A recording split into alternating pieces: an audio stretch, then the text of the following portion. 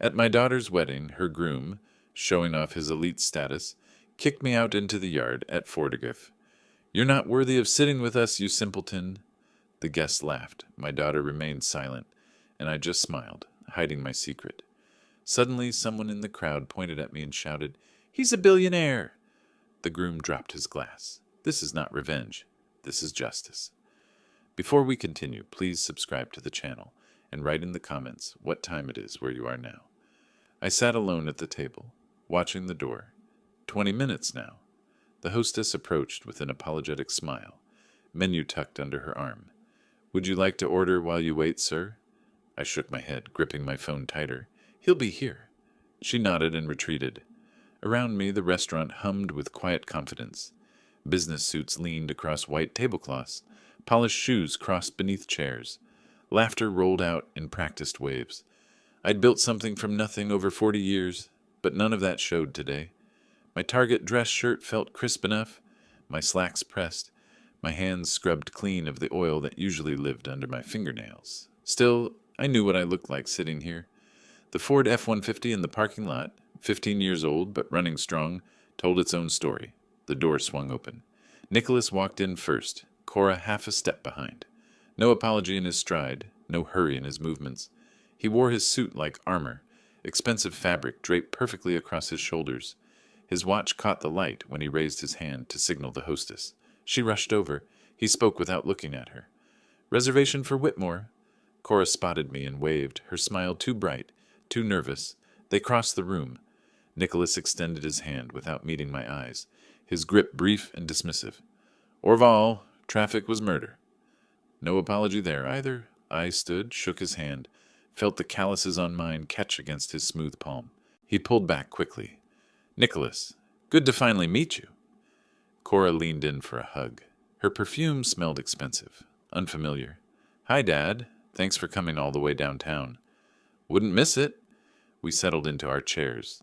Nicholas placed his BMW keys on the table beside his phone, casual as breathing. The waiter appeared instantly. "Gentlemen, ladies, can I start you with something to drink?" Nicholas ordered a scotch, neat, named the brand like it mattered. Cora asked for wine. I requested water. Nicholas glanced at me, something flickering across his face. Amusement, maybe. Pity. "Come on, Orval, have a drink. Celebrate. Our treat." "Water's fine." The waiter left. Cora launched into wedding talk, filling the silence with venue options and color schemes. Nicholas listened with half his attention, his eyes wandering to other tables, checking who else occupied this space. When she paused for breath, he turned to me. "So what do you do, Orval?" The question landed soft but deliberate. Cora's spine straightened. "I work in automotive repair. Been doing it 40 years. His posture shifted. The smile changed, gained edges. "Oh, a mechanic. That's honest work." The pause before honest carried more weight than the rest of the sentence combined. Cora jumped in too fast. "Dad's really good at what he does." "I'm sure he is, honey." Nicholas draped his arm across the back of her chair.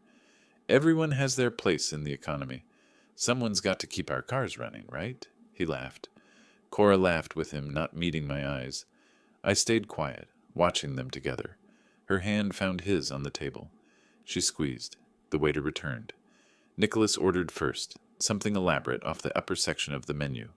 Cora chose the salmon. When my turn came, I scanned the prices and selected the pasta, second cheapest item available.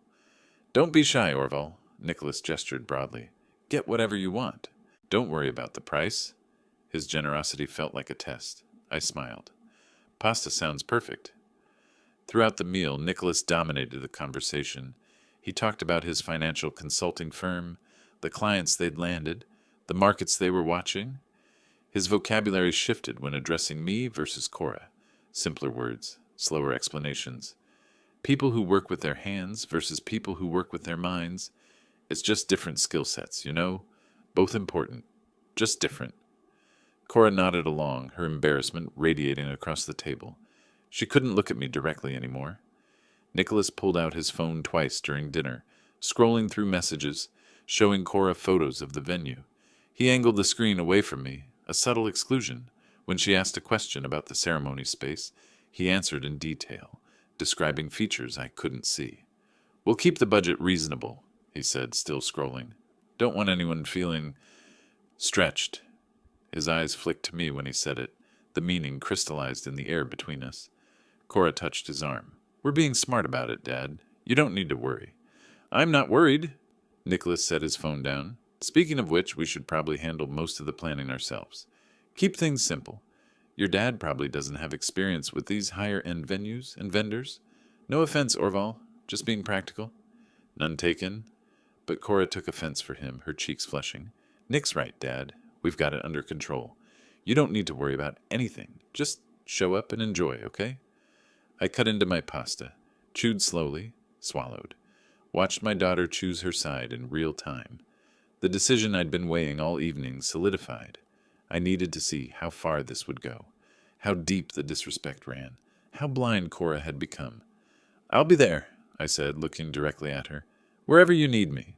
Always have been. The check arrived. Nicholas grabbed it before the waiter finished setting it down. I've got this one. You've probably got enough on your plate. The emphasis on enough hung there, deliberate. Cora smiled at him, grateful, affectionate, didn't acknowledge my presence at all. We walked to the parking lot together. The evening had cooled, downtown Denver settling into its nighttime rhythm. Nicholas clicked his key fob and his BMW chirped twice. Then he saw my truck. His eyebrows rose. That's your ride? Well, at least it runs, right? He laughed like he'd made a joke. Cora laughed too, smaller, uncertain. I unlocked my door. Runs great, built to last. I climbed in, started the engine. They stood together beside his BMW, his arm around her waist, watching me back out. In my rearview mirror, I saw him lean down, whisper something in her ear. She nodded. I sat in the parking space, hands on the steering wheel, engine idling. Nicholas's BMW pulled away, Cora in the passenger seat.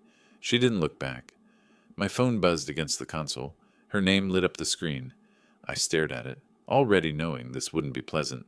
The phone buzzed again, insistent. I let it ring twice more before reaching for it. Already knew what this was. I pulled out of the parking lot instead of answering, drove through downtown Denver's familiar grid. Streets I'd navigated for decades, past buildings I'd watched go up and come down. The city changed around me while I stayed constant, steady. I passed one of my shops on Colfax, lights still on in the bay windows, Carlos probably finishing up a late job. Then another on Federal, closed for the night, security lights casting shadows across the lot. I noted them without attachment, the way you notice old photographs on a wall you pass every day. Arvada welcomed me with quiet streets and modest houses. Mine sat halfway down the block, small and neat. The 15-year mortgage paid off 8 years ago. I pulled into the driveway, cut the engine. The house Elizabeth and I had bought together, raised Cora in, made a life around. She'd decorated the living room with care, chosen every piece of furniture deliberately. 12 years since cancer took her. The room still looked exactly as she'd left it. I sat on the couch she'd picked out, afternoon sunlight streaming through windows she'd insisted face east. The phone buzzed again. Different pattern this time. Voicemail. I waited another 5 minutes, letting the silence settle around me before calling Cora back. She answered on the first ring. Dad. Her voice carried tension like a wire pulled too tight. No greeting, no warmth. Hey, sweetheart. Sorry, just got home. What's going on? We need to talk about tonight. No preamble. No acknowledgement of what had happened at dinner. Straight into attack mode. Okay, I'm listening. You can't act like that around Nicholas's business associates. I shifted the phone to my other ear. Act like what? I barely said 10 words? Exactly. You were so quiet. It was awkward, Dad. Nicholas noticed. His friends will notice. These people are important for our future. The hour didn't include me. I understood that clearly. I was being polite, letting you two talk about your wedding. It's not just about being polite. Frustration bled through her words now. Nicholas comes from a good family. His parents have connections. This wedding matters. I need you to understand that. I understand. Do you? Because tonight you seemed... She paused, searching for the word. Uncomfortable. Out of place. And that makes me uncomfortable. The accusation stung more than anything Nicholas had said. I stood, walked to the window, looked out at my workshop in the backyard.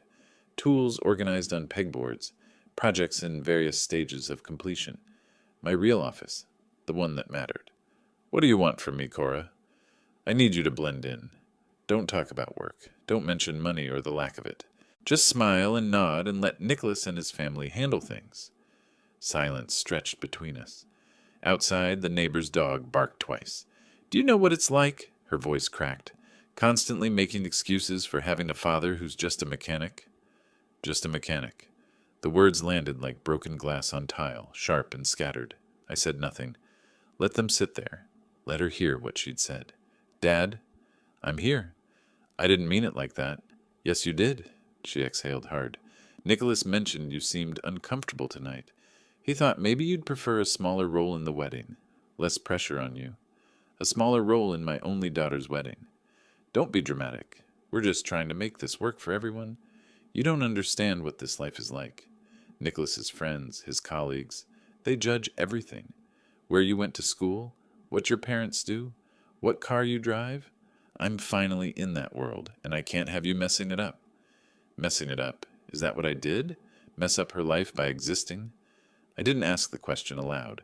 Instead, I moved to the kitchen table, pulled out the notebook I kept for project notes, started writing while she talked, documenting every word. That's not what I meant, she continued, backtracking but not apologizing. Nicholas has standards. His family has expectations. Can't you just be less visible? For me? I finished writing, set the pen down carefully, made my voice steady as a surgeon's hand. Here's what I'll do. I won't tell Nicholas about my business. Won't mention numbers or success. I'll let him think exactly what he thinks now. Relief flooded through the phone. Really? You'd do that? On one condition. She hesitated. What condition? You give me time. Let me see how Nicholas treats a father-in-law he thinks is beneath him. Watch how he acts when he believes I'm nobody. Really watch, Cora. Then ask yourself who you're marrying. Silence. Long enough that I wondered if she'd hung up. Then, fine. But you'll see. Nicholas is great once you get to know him. Tonight was just nerves, wedding stress. Maybe. Thank you, Dad. This means so much. You'll fit in great, I promise. She didn't understand what she'd agreed to. Didn't realize she'd just consented to her own father's test. That was fine. Better even. I should go, she said. Nicholas is calling on the other line. Sure. Good night, sweetheart. Night, Dad. The line went dead. I sat at the kitchen table, notebook open in front of me. Added one more line beneath the dinner conversation notes. Wedding planning meeting. Wait for invitation. I poured myself a single glass of whiskey. Rare for me, stood at the window again. The workshop glowed faintly in the darkness, familiar and solid. I pulled out my phone, scrolled to Marcus Chen's contact, my attorney, hovered over his name without pressing call. Not yet, just noting the option, keeping it ready. On the mantel, a photograph stared back at me. Cora at 10 years old, both of us covered in motor oil, laughing at something long forgotten. She'd helped me rebuild an engine that summer, insisted on learning every part, every function. Her hands had been small then, careful, eager. That girl knew what I did mattered, knew who her father was. This woman on the phone tonight didn't know me at all anymore. I made my decision standing there in Elizabeth's living room, whiskey warming my throat. I'd attend this wedding, play the role of poor mechanic father perfectly, let Nicholas reveal himself fully, let Cora see exactly what she was choosing, give her every chance to wake up before it was too late. And if she didn't wake up, well, I'd built 12 businesses from nothing. I could build a lesson too. My phone buzzed on the table. Text message. Unknown number. Orville, this is Linda Whitmore, Nicholas's mother. We'd like you to join us for wedding planning next month. April 15th, our home. 6 p.m. sharp. Sharp. Even the mother started with subtle jabs. The word choice deliberate, instructional. Be on time. Don't embarrass us. I read it twice, let the implications settle. Then typed back, I'll be there. Sent it. Set the phone down. Picked up my pen and added to the notebook. Whitmore family meeting, April 15th. Observe dynamics. Document everything. The game had started whether I wanted it or not. Might as well play it well. 3 weeks passed like slow water. April 15th arrived with clear skies and my GPS guiding me through Cherry Hills Village, where even the mailboxes looked expensive. Streets curved through neighborhoods where homes started at 2 million and climbed from there. Private security signs stood like sentries on manicured lawns. Designer landscaping framed every driveway. The Whitmore residence spread across its lot like a declaration. 2-story colonial, white columns, circular driveway wide enough for 3 cars. I parked my F-150 behind Nicholas's BMW and a silver Mercedes SUV that probably belonged to his parents. Cut the engine. Sat for a moment studying the house that raised the man my daughter wanted to marry. I walked to the front door, rang the bell. Chimes echoed inside, some classical melody I didn't recognize. Linda Whitmore opened the door, looked past me to my truck, her eyebrows rising a fraction. "You found us. Come in." No greeting, no handshake, just acknowledgement of arrival and dismissal in the same breath. The interior screamed wealth louder than the exterior. Crystal chandeliers hung from ceilings that soared 12 feet high. Marble floors reflected light from windows dressed in silk curtains. Art covered the walls, the kind you see behind velvet ropes in museums. Everything positioned perfectly. Nothing out of place, nothing comfortable. The living room opened to my right, everyone already seated. Nicholas and Robert Whitmore in matching leather armchairs, Cora and Linda on a cream sofa that looked too expensive to actually sit on. Wedding planner materials spread across the coffee table, venue photos, catering menus, flower arrangements in glossy folders. One seat remained, a stiff dining chair someone had brought from another room, placed slightly apart from the grouping. An afterthought. I took it without comment. "Now that we're all here," Linda began, her tone suggesting I'd kept them waiting despite arriving exactly at 6. "We've narrowed the venue options. The Manor House in Aurora. It's where proper families celebrate." Robert nodded, his silver hair perfectly styled, his suit probably worth more than my truck. "Waited 3 months to get that date. They don't take just anyone." The conversation flowed around me. Flowers, music, ceremony timing. I listened, noted details, stayed quiet, played my role exactly as promised. Then Linda shifted topics. "Budget." Nicholas mentioned 50,000 total. Very reasonable for a wedding of this caliber. I saw my opening. I'd like to contribute. Help with costs. The room went silent. Nicholas exchanged glances with his parents. Something passed between them, quick as electricity. Nicholas smiled, condescending and practiced.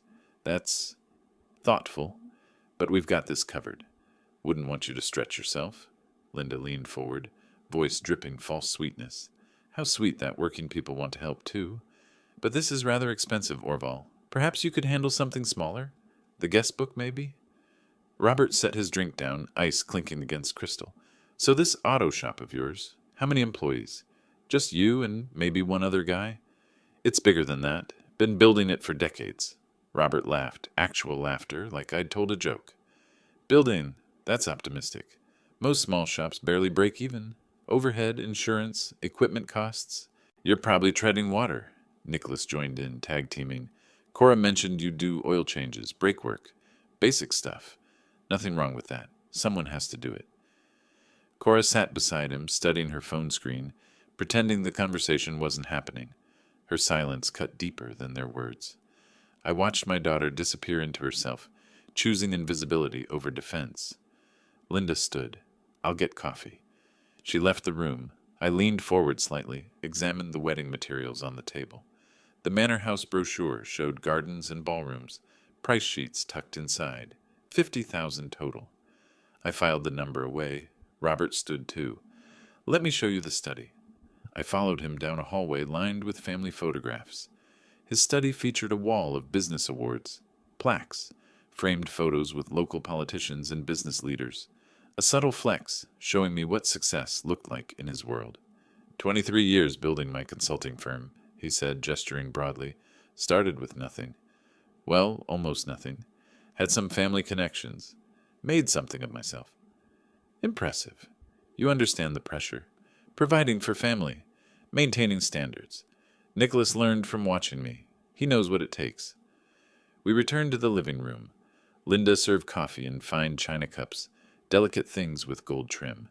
Everyone got matching sets except me. She handed me a plain mug, the kind contractors use on job sites. She didn't apologize or explain, just set it on the side table near my afterthought chair and moved on. The evening wound toward its conclusion. Nicholas pulled out his laptop, opened a file. We're doing something interesting with the seating arrangement. He turned the screen toward his parents and Cora. Angling it away from me, I saw the edge of a floor plan. Premium guests, business contacts, family friends will have the main floor. Best view of the ceremony, closest to the reception area. He pointed to another section I couldn't quite see. And we'll have a separate area for everyone else, more casual. Linda nodded approvingly. It's about maintaining standards. You understand. Nicholas looked directly at me for the first time all evening. You'll be comfortable there, less formal, less pressure to, keep up appearances. I understood perfectly. They were segregating me, publicly marking me as lesser, creating physical distance to match the social distance they'd already established. I stood. I should go. Thank you for having me. Polite handshakes all around. Cora walked me to the door. Wouldn't meet my eyes. It'll be a beautiful wedding, I said. Thanks for understanding, Dad. About the seating, it's just logistics. Sure. I walked to my truck, climbed in, started the engine, sat there with it running. The Whitmore house lit up behind me like a stage set. Pulled out my phone, scrolled to Marcus Chen's contact, my attorney. 15 years of business together, every contract and property deal running through his office. I hovered my thumb over his name. The porch light flicked off behind me. The Whitmores were done with me for the night. I tapped the screen. One ring. Marcus, it's Orville. I need to see you tomorrow. It's important. The next afternoon, I walked into Marcus Chen's law office in downtown Denver. 16th floor, mid-size firm, the kind that handles serious business without needing marble floors to prove it. The receptionist recognized me, smiled, waved me straight through. Marcus's office overlooked downtown, floor-to-ceiling windows framing the city I'd worked in for 40 years. He stood when I entered, concern crossing his face. In 15 years, I'd never requested an urgent meeting for anything personal. Orval, sit. What's happening? I took the chair across from his desk, laid it out methodically. My daughter's engagement, the fiancé's family, the escalating disrespect building toward something I couldn't ignore anymore. Marcus listened, taking notes on a legal pad, his expression shifting from concern to understanding. You want to protect Cora, he said when I finished. From herself. From a mistake she can't see yet, he set his pen down. What are you thinking? Transfer ownership of all 12 Hicks Auto Service locations to Cora as a wedding gift. Marcus raised an eyebrow. That's substantial. With a condition. If the marriage dissolves within 3 years, everything reverts to me. He leaned back, fingers steepled, processing. That's a conditional gift deed with a reverter clause. Legal in Colorado, but complicated. We're talking about what? $8.5 million in total business value? Approximately. Heavy tax considerations. Timing becomes critical. He pulled out a fresh legal pad, started sketching structures with arrows and boxes. If Nicholas discovers this before the wedding, he'll treat Cora very differently. Are you sure you want that reveal to happen after? I'm sure. Marcus drew more connections, thinking aloud. We prepare the documents now, but date them to take effect the day after the wedding. Protects Cora's ownership from any claims Nicholas might make during the engagement. Also establishes clear proof this is your property, gifted voluntarily, not a marital asset. How aggressive is the 3-year clause? Very. Most conditional gifts use 5 or 10 years. You're banking on Nicholas showing his true nature quickly. I met his eyes. He already has. I'm just making sure there's a record when everyone else sees it too. Marcus studied me for a long moment. Orval, this is a sophisticated legal trap. If Nicholas realizes what you've done, he could claim you manipulated Cora. Are you prepared for her to hate you if this backfires? I'm prepared for her to understand, eventually. Right now, she can't see what she's walking into. But money has a way of revealing character. He nodded slowly. 2 weeks for a complete draft. Then we'll need notarization, witness signatures, the full process. Do it. We shook hands. I left his office feeling purposeful for the first time since that restaurant dinner. Later that week, I was at my flagship location in Littleton, southwest Denver, 12 bays running steady with afternoon work. 23 employees moving through their routines, diagnostic equipment humming, the organized chaos of a well-run operation. James Sullivan arrived to pick up his company vehicle. I'd held the service contract for Summit Properties Group's fleet for 5 years now, built on reliability and fair pricing. He found me in the office reviewing invoices. Orval, vehicle ready? Just finishing the paperwork. Walk with me.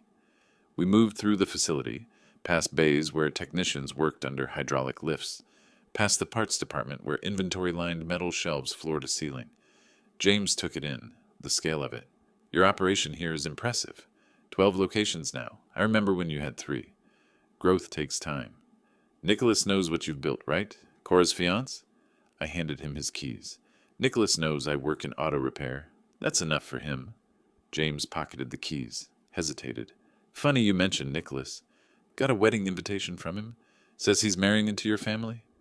My daughter, June 21st at the Manor House. Interesting. James shifted his weight. Nicholas invited half the business community, trying to impress someone. Called me twice about investment opportunities. Networking hard. I filed that information away, thanked James for his business, watched him drive off. Then I made a call. Marcus, can you run a discreet financial background check on Nicholas Whitmore? Legal consideration for potential family business matters. I'll have something by Monday. Monday came. Marcus called with results. Nicholas had taken a $45,000 personal loan 2 months ago. The Manor House appeared on the lending documents as collateral justification. He was drowning in debt to throw a wedding that served as social capital, using Cora as his entry ticket to the business circles he wanted to penetrate. The irony tasted sharp. Nicholas mocked my finances while leveraging borrowed money for appearances. Everything I'd suspected confirmed in black and white.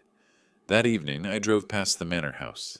Nicholas's BMW sat in the parking lot, probably inside finalizing details he couldn't afford, spending money he didn't have to impress people who'd forget him the moment the open bar closed. 3 weeks later, I returned to Marcus's office. The documents were ready. Thick stack of legal papers, notary seal prepared. Marcus spread them across the conference table. Pages fanned out like playing cards. Sign here, here, and here. He pointed to marked tabs. The moment Cora signs her marriage certificate, these become active. She'll own everything. I picked up the pen, my hand steady. Marcus watched me.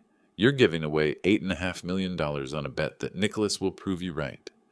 I signed the first page. Not a bet, a certainty. The weeks after signing the documents passed in careful preparation. 2 weeks before the wedding, my phone rang while I was reviewing inventory at my Aurora location. Nicholas's name flashed on the screen. I answered. Background noise immediately. Colleagues talking, printer running, his office environment leaking through. Orval, we need to discuss logistics for the wedding. No greeting, no courtesy, just commands delivered like I worked for him. I'm listening. That truck of yours, the F-150, you can't drive that to the Manor House. It'll look terrible in the parking lot. I said nothing. Let the silence stretch. Let him fill it. And please dress appropriately. Rent a suit if you need to. Something that doesn't scream budget. Each word calculated to wound, delivered with casual cruelty. I kept my voice level. I'll arrive in what I drive. I'll wear what I own. His tone sharpened. You don't understand. My business partners will be there. Investors. People who matter. I matter, Nicholas. I'm her father. Long pause. Then he exploded. I don't want them thinking I married into poverty. Is that clear enough? Cora deserves better than being associated with someone who fixes cars for a living.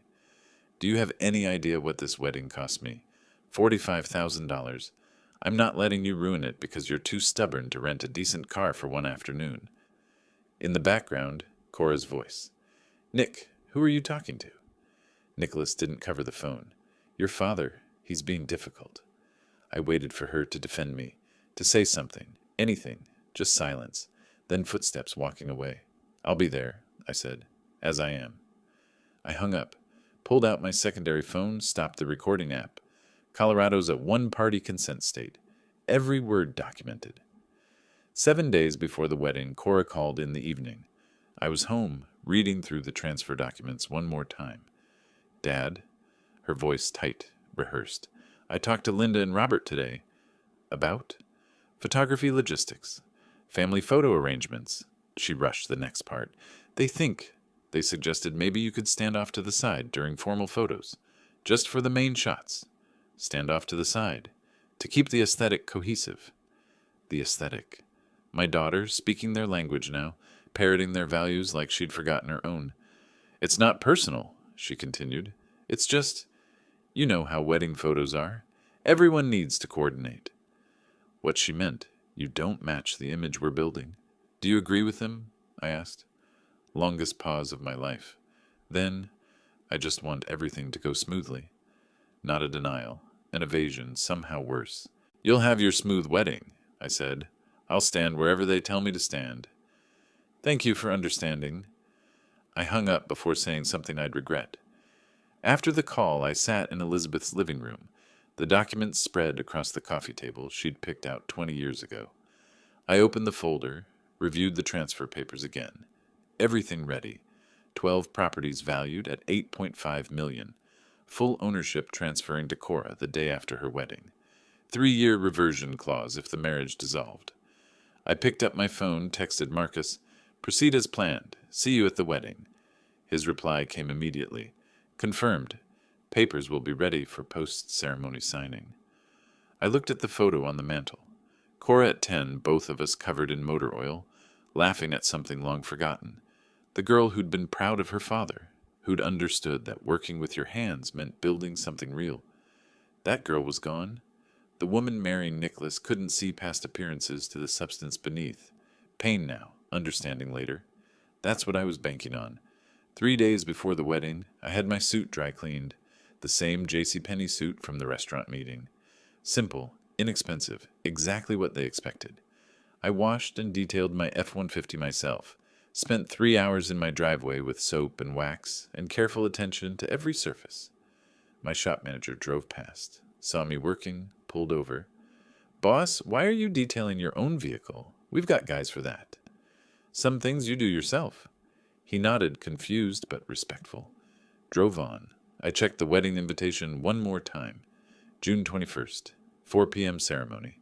The Manor House. Dress code printed at the bottom in elegant script. Black tie preferred. My simple suit wouldn't meet that standard. I knew. I was counting on it. 2 days before, I drove past the Manor House. Setup crew installing lighting, arranging flowers, constructing the stage Nicholas had designed for maximum impression. The scale was massive. $45,000 borrowed, every penny visible in silk and crystal and imported roses. I picked up the finalized documents from Marcus's office personally, carried them home, stored them in my safe alongside the business formation papers from 40 years ago. Full circle. Everything I'd built, about to transfer to my daughter, with a single condition that would either save her or teach her. The night before the wedding, I ironed my own shirt, polished my own shoes, ritual preparation, soldier before battle. Wedding morning arrived clear and cold. I stood in my bathroom adjusting my tie in the mirror. The suit fit well enough. Clean, pressed, obviously inexpensive. Perfect. My phone buzzed. Text from Marcus. "I'm already at the venue. Front row, aisle seat. Ready when you are." I picked up my truck keys. Time to see what Nicholas had planned. The manor house sat on 20 acres of manicured grounds south of Denver, all white columns and sprawling gardens. I arrived just after 3, giving myself time before the 4 o'clock ceremony. The parking lot told the story Nicholas wanted. Luxury sedans, a few Teslas, one Maserati gleaming in afternoon sun, and my 15-year-old F-150. I pulled into the circular drive. Valets in formal attire watched my approach, confusion crossing their faces. The young one stepped forward, hesitating. "Sir, are you—" "With the wedding party?" I handed over my keys. "Father of the bride." His expression shifted from confusion to pity. He took the keys without another word. I walked toward the entrance, past clusters of arriving guests. Designer clothes, tailored tuxedos that probably cost more than my monthly mortgage had been. Women in dresses worth thousands. Men checking watches that could finance a year of college. Everyone polished, positioned, perfect. Me in my $200 JCPenney suit. The contrast deliberate. Visible, Exactly as planned. Nicholas positioned himself near the entrance like a politician working a crowd, greeting guests, shaking hands, performing his role with practiced ease. He saw me approaching. His expression flickered, annoyance, then calculation, before settling into performance mode. He raised his voice so nearby guests would hear. "Orval, you made it. Wasn't sure you'd find the place." Laughter rippled through the group around him. He stepped forward, hand extended. "Everyone, this is my father-in-law. He's in automotive work." The pause before automotive work hung there, loaded with meaning. A well-dressed woman asked politely, "Which dealership?" Nicholas answered for me. "Oh, he's not in sales. He's more hands-on. Repairs, maintenance, that sort of thing." He gestured toward the entrance. "Family seating is inside. They'll show you where." Dismissal clear. Conversation over. Move along. Inside, the venue lived up to its reputation. Crystal chandeliers cascaded light across marble floors. Flowers filled every corner. Imported roses, orchids arranged in cascading displays. Everything screaming expensive taste and unlimited budget. A coordinator with a clipboard approached. "Name, please?" "Orval Hicks, father of the bride." She checked her list, expression carefully neutral. "Yes, right this way." She led me through the main ballroom. Prime seating near the front.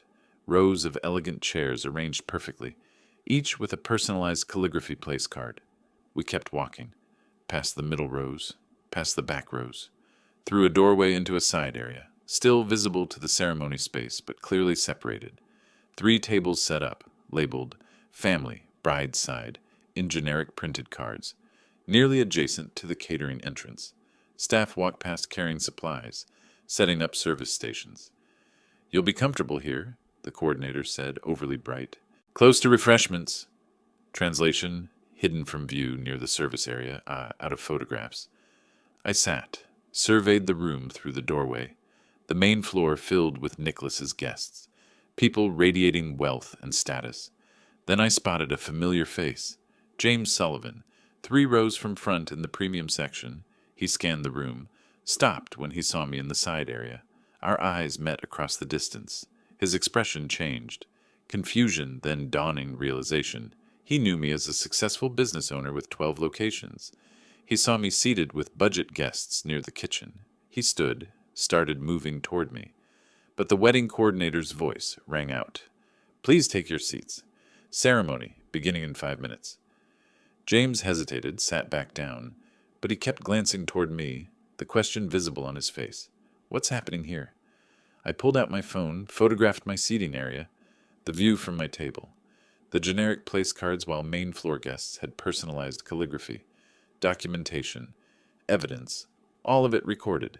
Music started, the processional beginning.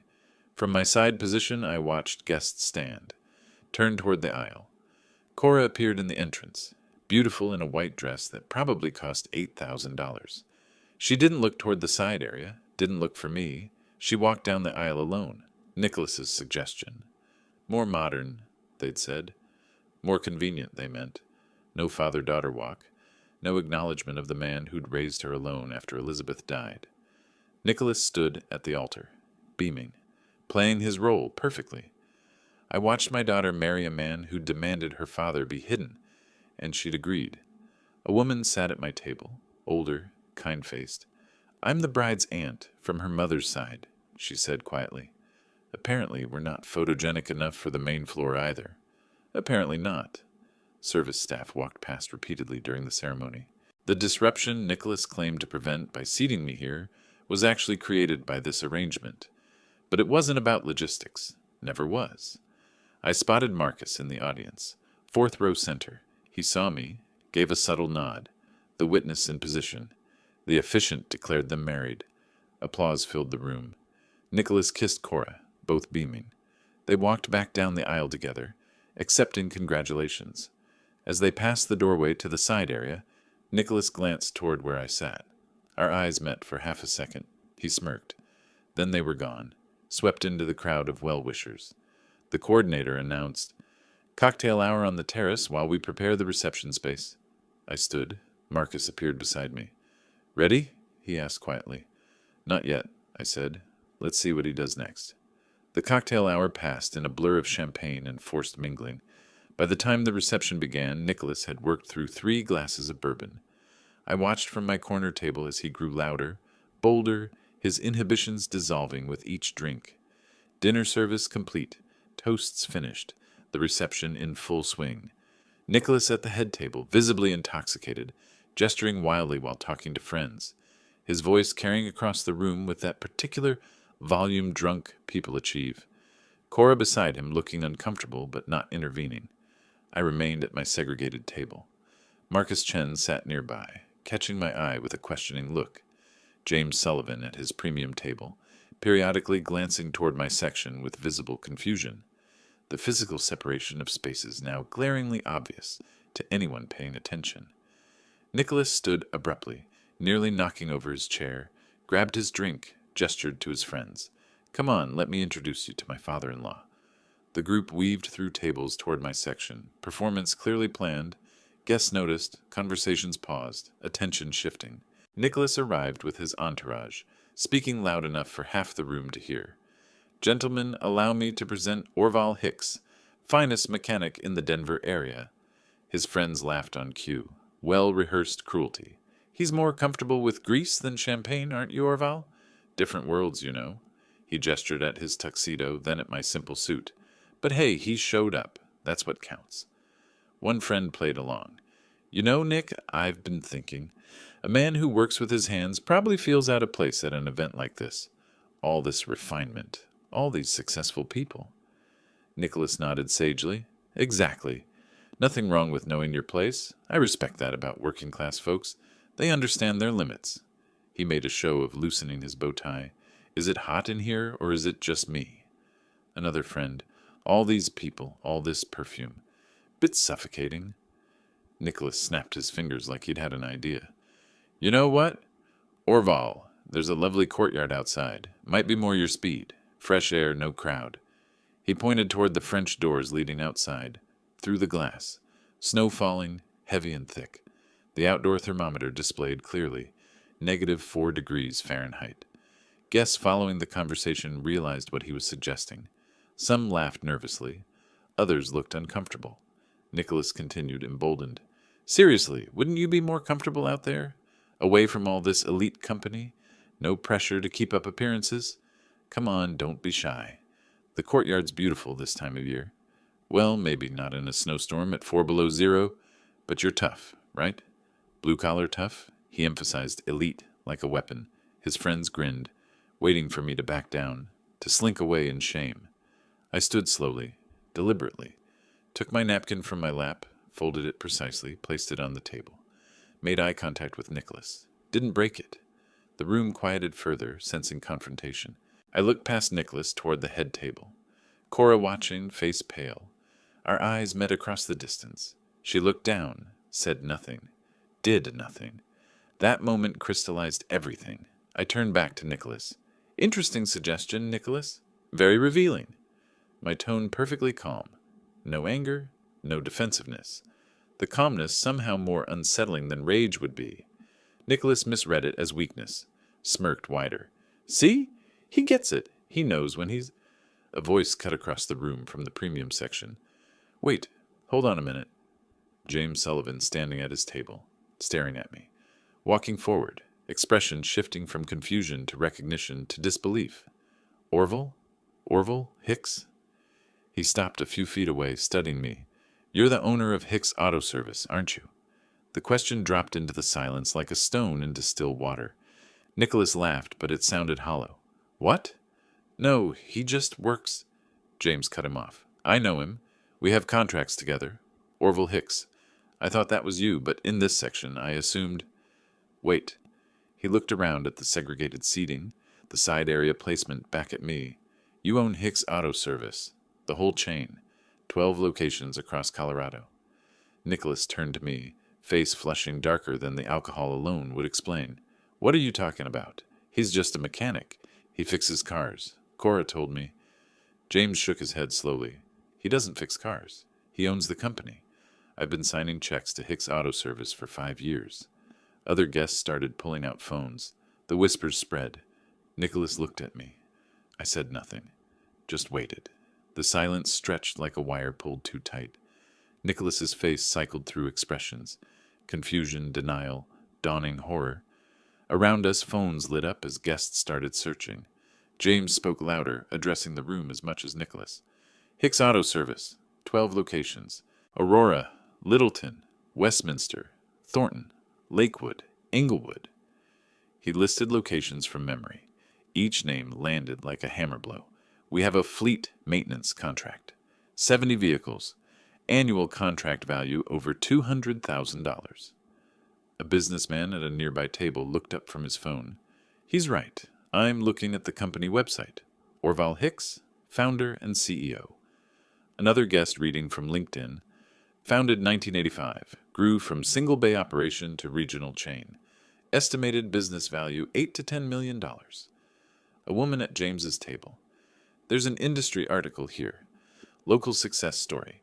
How Orval Hicks built a multi-million-dollar business, one repair at a time.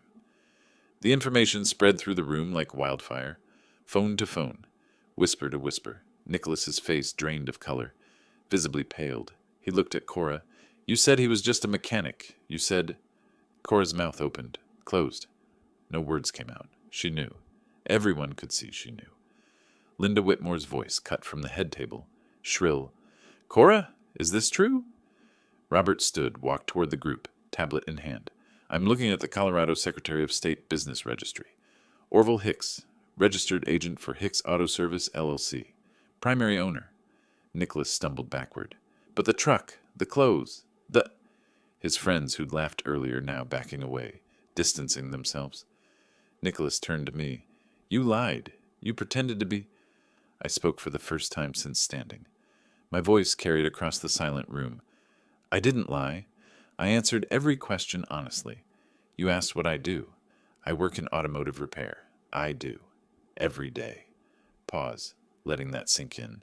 My daughter asked me not to discuss the business. I respected her wishes. She wanted to see how you'd treat a father-in-law you thought had nothing. I looked at Cora. You showed us exactly who you are, Nicholas. Not just me. Everyone here. Cora's face crumbled, caught between two narratives. Nicholas tried to recover. This is a misunderstanding. I never meant... It was just jokes. Wedding humor. The outside thing? Obviously kidding. Who would actually... James cut in. You told him to sit in a snowstorm at 4 below zero. That wasn't humor. Other guests murmured agreement. The mood turned completely. The woman from my relegated table stood. He put all the bride's family back here by the kitchen, like we weren't good enough. Another voice. The valet parking. The separate seating. The dress code comments. Witnesses coming forward now, each remembering small cruelties they'd dismissed. Nicholas spinning, trying to find an ally. Someone back me up here. This is being blown out of proportion. His friends silent, studying their shoes. His parents frozen. Their social calculation visible. Defend their son or preserve their reputation. A guest reading from her phone. Forbes Small Business Feature 2023. Orval Hicks represents the American success story, built from nothing through determination and integrity. James to the room. 12 locations, over 100 employees, multi-million-dollar operation, and you sat him by the kitchen like hired help. Nicholas desperate now. I didn't know. How was I supposed to know? Cora never told me. This isn't my fault. I looked at him steadily. She gave you every chance to treat me with basic respect. You didn't need to know my bank account for that. Linda Whitmore turned on Cora, accusatory. You let us humiliate ourselves. You watched us insult a millionaire at our own son's wedding. Cora sobbing now. I didn't think it would... I looked at Cora one last time. She was crying, hands over her face, shoulders shaking. Nicholas trying to approach her. She pulled away. I spoke, not to Nicholas, but to the room. I came to my daughter's wedding. I sat where I was told. I stayed quiet while being mocked. Not because I'm weak, because I wanted everyone to see the truth. I turned to leave. Walked through the center of the ballroom this time, not the side exit. Guests parted to let me through. Several nodded respectfully as I passed. James touched my arm. I'm sorry, I didn't understand. You understand now. That's what matters. Marcus appeared at my side near the exit. The papers? Tomorrow. Let tonight settle first. I spoke my final words before crossing the threshold. You wanted to know if I was worthy of your elite company, Nicholas. Turns out you needed to prove you were worthy of mine. You failed. I walked out the main entrance, down the steps, into the snow, reached my truck as snow collected on my shoulders. Behind me, the manor house glowed with light and music, the party continuing in shock. My phone buzzed. Text from Marcus. She's going to call you soon. Don't answer tonight. Let her think. I started the engine. Through the falling snow, I could see figures in the windows, silhouettes arguing, gesturing. One separated from the others, smaller, moving toward the exit. Cora, coming after me. The morning after the wedding, my phone started ringing at 6 a.m. I let it go to voicemail. Nicholas called 4 more times before I finally answered on the 5th. I was at my kitchen table, coffee cooling in my favorite mug, watching the phone buzz against the wood surface. Picked it up. Orville, please, we need to talk. Last night I made a terrible mistake. Nicholas's voice came through desperate, trembling between anger and fear. Background quiet. He was alone somewhere, probably locked in a bathroom or office, hiding from Cora. The alcohol. The stress of the wedding. I wasn't thinking clearly. Everyone says things they don't mean when they're drinking. You understand that, right? I said nothing. Let him fill every pause with increasingly desperate explanations. The business contacts? The reputation damage? Do you know what this does to me professionally? People I've worked with for years saw that. They're calling, asking questions, making assumptions. Still I waited. I'm trying to make this right here, to explain, to apologize. Are you finished? I'm trying to apologize here. No. You're trying to manage damage. There's a difference. Silence on his end. Then, what happened between you and Cora is between you and Cora. Not my business anymore. But I need you to... People think I cut him off. They think exactly what you showed them. That's not my problem to fix. Before hanging up, I added one more thing. By the way, Cora received her wedding gift yesterday. Documents transferring ownership of all 12 Hicks Auto Service locations to her name. Completely legal. My attorney handled everything. Silence on the line. I could hear him breathing, processing. What? 12 locations. You gave her $8.5 million worth of business. Yes, it's hers now. I ended the call before he could respond. Immediately phoned Marcus. He knows about the transfer. Took him less than 12 hours. That's faster than I expected. How long until he shows his true colors? Marcus's voice went grim. Based on what you told me about his loan? Days, not weeks. Money makes people impatient. I settled in to wait. The test had truly begun. Over the next week, I received brief texts from Cora. Nicholas is acting strange. He keeps asking about the business paperwork. Wants to meet with our accountant. That possessive pronoun, notable. Then, he's being really attentive. Too attentive. Something feels wrong. I didn't respond. Let her observe and process on her own. The transformation exactly as predicted. Nicholas had switched from contempt to excessive interest overnight. No genuine affection. Just transparent greed wrapped in false concern. A week after the wedding, Cora arrived unannounced at my house. Her car, Nicholas's BMW, telling that she was driving his vehicle, parked in the driveway. She looked exhausted. Makeup smudged from crying. Walked in without knocking, like when she was young. Dad, we need to talk. She sat at the kitchen table where we'd had that phone conversation months ago. Full circle. Nicholas has been different. Ever since you told him about the business. Her voice broke.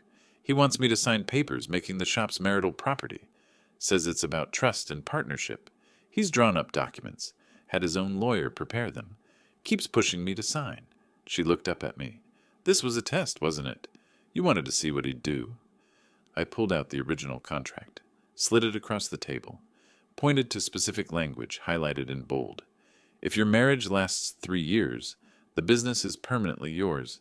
But if you divorce before then, everything reverts to me. Nicholas can't touch it either way. She stared at the words. You built a trap, for him, to prove what he really wants. I built a mirror, so you could see clearly. Her finger traced the 3-year clause. So if I divorce him now, you get everything back? Yes. And if I stay with him knowing what he is, I get to keep millions but live a lie? I let her sit with that impossible choice. Finally, she looked up. What would you do? I stood, rinsed my coffee cup. I can't answer that. This is your decision.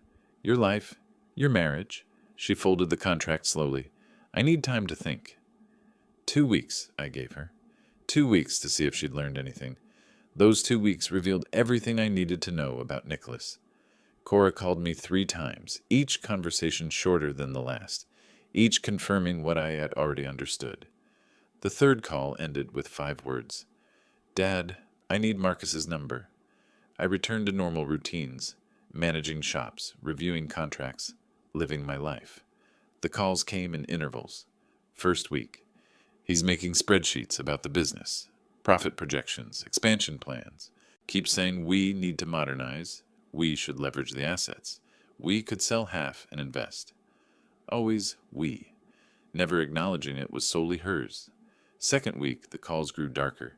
He got angry when I said I wanted to wait before making any decisions, asked why I'm being difficult, said I'm being ungrateful after everything he's done. Third call, her voice different, colder, clearer. I told him no, definitively. No shared ownership, no signing documents, no business decisions without me learning the operation first.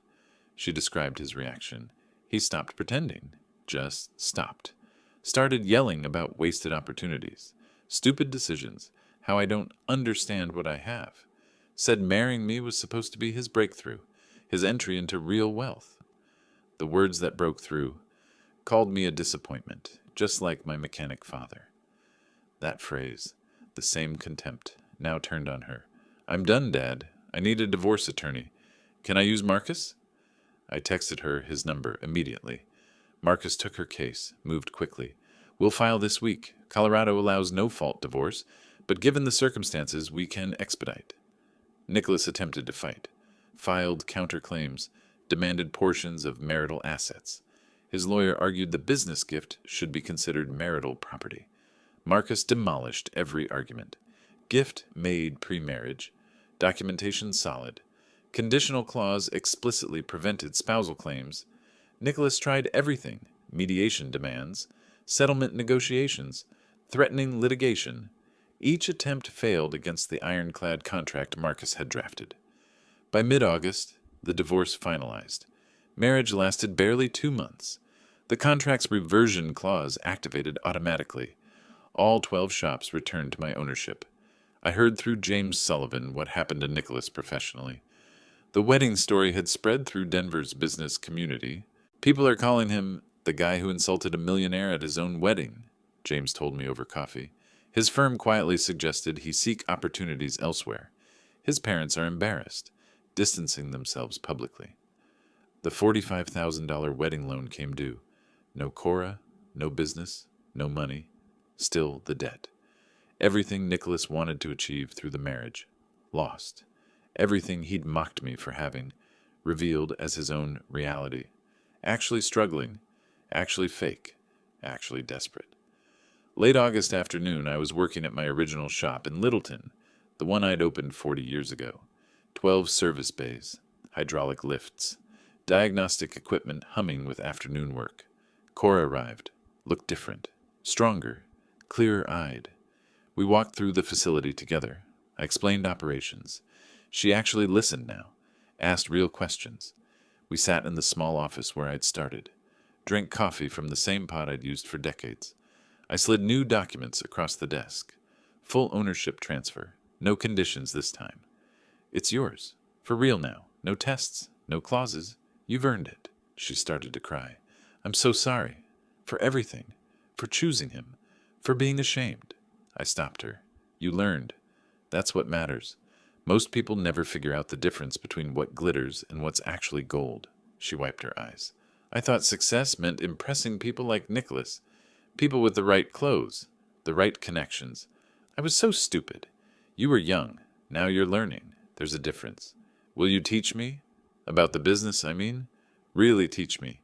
Not just the paperwork, but the actual work. I stood, grabbed 2 sets of coveralls from the hook, tossed one to her.